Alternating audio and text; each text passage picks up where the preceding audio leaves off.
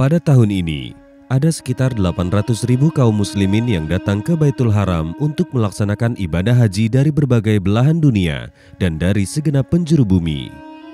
Kita akan bersama 8 orang jamaah haji yang menempuh jarak lebih dari 800.000 km dari Bandung ke kota Mekah demi mewujudkan impian dan cita-cita mereka dan menjalani hari-hari terbaik seumur hidup mereka.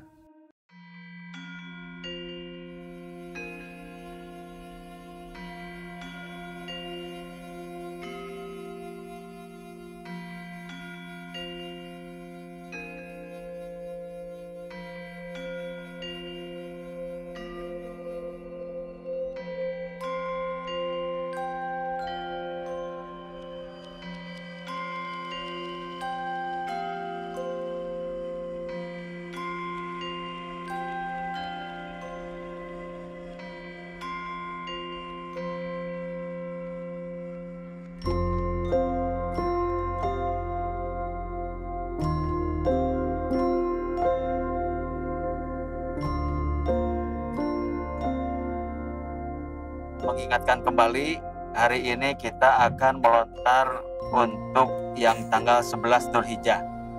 Kita akan melontar ula, Jumratul Ula, Wusto, kemudian Aqobah.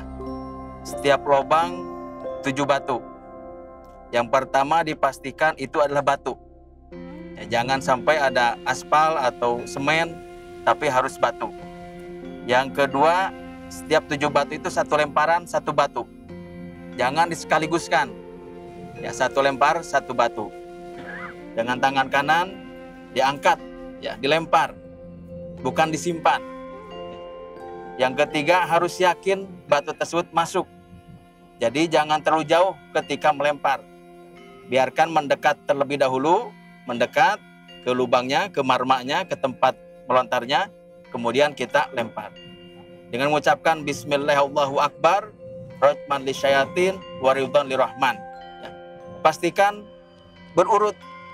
Ula dulu yang pertama, kemudian wusto, yang kedua yang tengah-tengah, kemudian Aqobah. Ya, jadi terakhir di Aqobah. Jadi yang pertama yang kecil, yang sedang, kemudian yang besar. Itu harus diperhatikan. Harus satu kelemparan, satu batu. Kalau 7 batu sekaligus dilempar, itu dihitung satu batu. Ya. Pastikan dulu, nanti kita akan bersama-sama. Mudah-mudahan semuanya lancar, aman, sehat walafiat.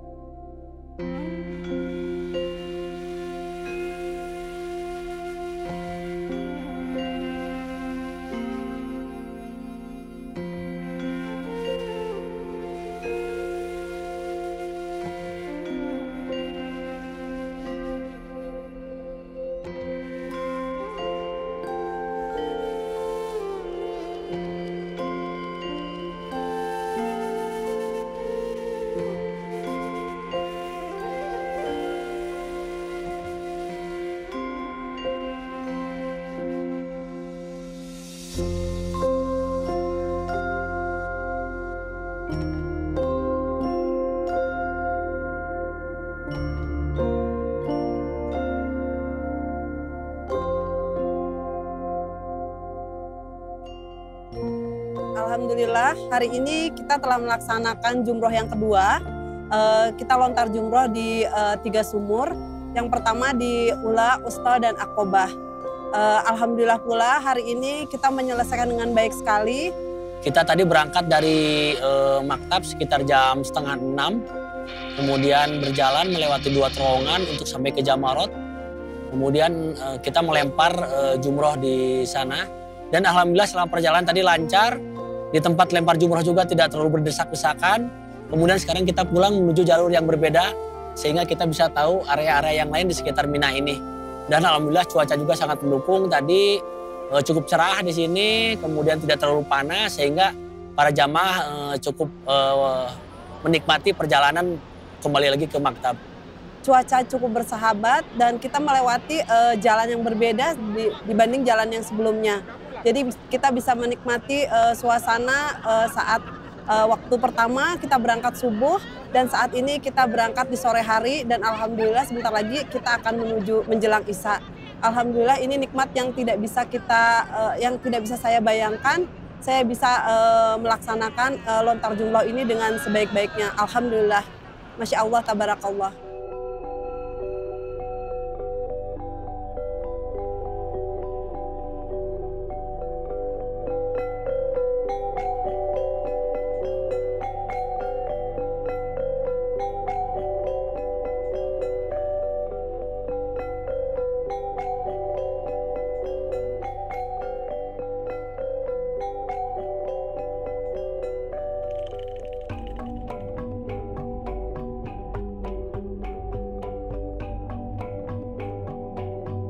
Tentu ada perbedaan antara sebelum corona dan setelah corona. Baik perbedaan itu daripada kebijakan-kebijakan atau tata cara, saya melihatnya ada perbedaan. Salah satu contohnya misalkan ketika kita mau tawaf sunnah di Baitullah Al-Haram, sebelum corona kita tawaf sunnah bebas mau di lantai berapa saja, termasuk di lantai dasar juga kita bisa menggunakan pakaian biasa. Tapi kemarin setelah kita corona, kemarin tahun 2022 ini kita mau melaksanakan tawaf sunnah di lantai dasar, tidak bisa menggunakan baju bebas. Kita kurang lebih sekitar 38 hari bersama-sama mulai dari berangkat sampai kembali ke Indonesia. Tentu ini membuat satu ikatan persaudaraan. Seperti kita menemukan saudara yang tidak satu darah tapi sangat erat hubungannya. Sampai-sampai seperti adik kakak atau bapak dan anak. Nah, ini persaudaraan yang kuat walaupun kita tidak satu darah. Ini karena kita kurang lebih sekitar 38 hari atau sampai 40 hari bersama-sama dari mulai berangkat sampai kembali ke Indonesia.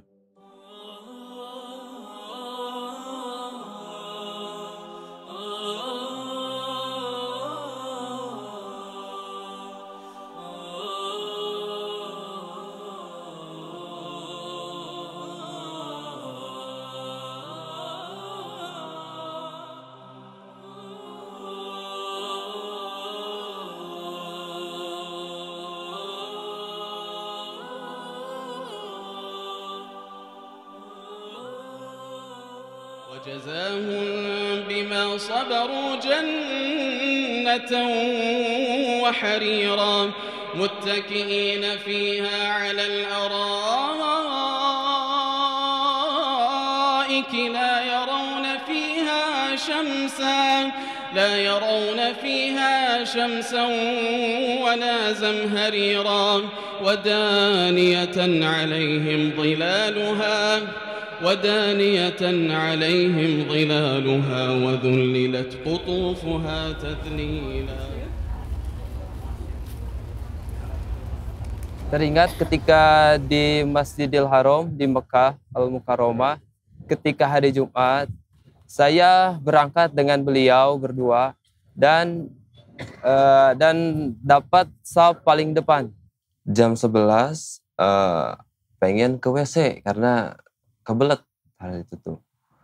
Akhirnya izin ke Pak Sukarya mau ke hamam, ke WC. Pak, ya mau abdas dulu katanya. Ya silakan.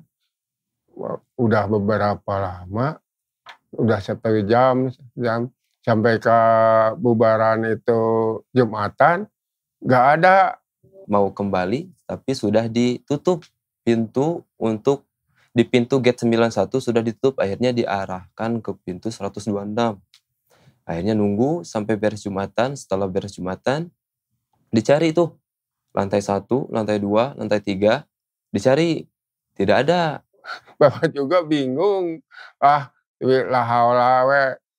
Turun dari masjid ya. Cari aja itu. Kebetulan turun dari itu pas WC ke-6. Mapa terus ke WC 3. Ya jalan langsung ke terminal. Ketemu sama bus sholawat itu. Ya naik, nyampe ke hotel. Ditelepon ke sekamar, belum ada katanya. Akhirnya pulang langsung, sampai di kamar. Pak Sukarya sudah ada, udah makan, udah tidur, udah nyaman.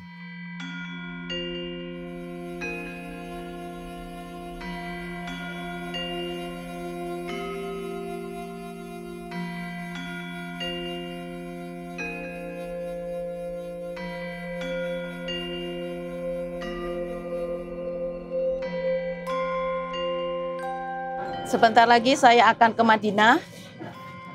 Perasaan saya luar biasa. Karena saya akan melihat makam Rasulullah. Lelaki pilihan. Lelaki yang luar biasa. Beliau adalah panutan saya. Beliau adalah idola saya. Walaupun saya tidak mengenal beliau secara pribadi, tapi saya banyak membaca buku tentang beliau. Perjuangan beliau menegakkan Islam, memperjuangkan Islam. Dan itu membuat hati saya selalu menangis pada saat saya harus membicarakan tentang Rasulullah. Saya katakan, saya sangat senang saya akan bertemu dengan beliau walaupun saya hanya melihat makamnya saja.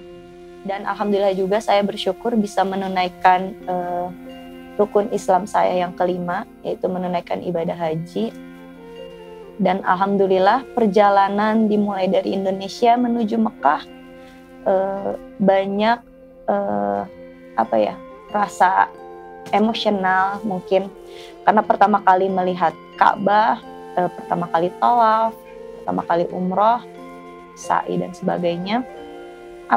Beribadah itu lebih khusyuk juga di sini, karena mungkin orang lain beribadah, saya jadi ikut termotivasi dalam melakukan ibadah yang mungkin yang biasanya saya jarang sholat sunnah, di sini sering melakukan sholat sunnah dan sholat sebagainya. Alhamdulillah dalam urusan ibadah lebih meningkat ibadah saya. Jadi Papa ini ada sedikit kenapa saya tidak menjadikan orang berilmu.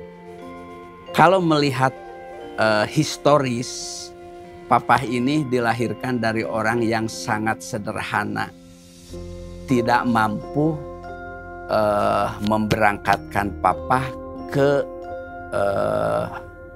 tempat pendidikan yang maksimal gitu, hanya sampai SD.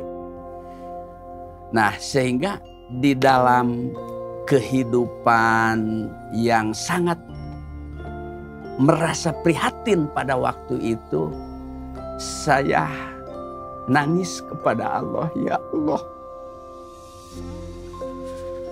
mudah-mudahan ya Allah, keterbatasan finansial ini hanya sampai saya, anak saya, cucu saya tidak seperti saya. Saya ingin belajar ke SMP, ke SMA, ke pesantren karena tidak ada biaya. Ya Allah, saya sedih nangis kepada Allah. Ya Allah, anakku, cucuku, turunanku jangan sampai belajar tidak ada biaya.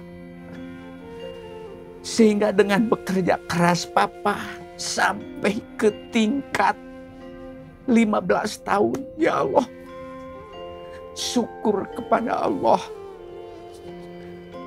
Adik saya alhamdulillah sampai ke tingkat sarjana. Apalagi anak saya. Sehingga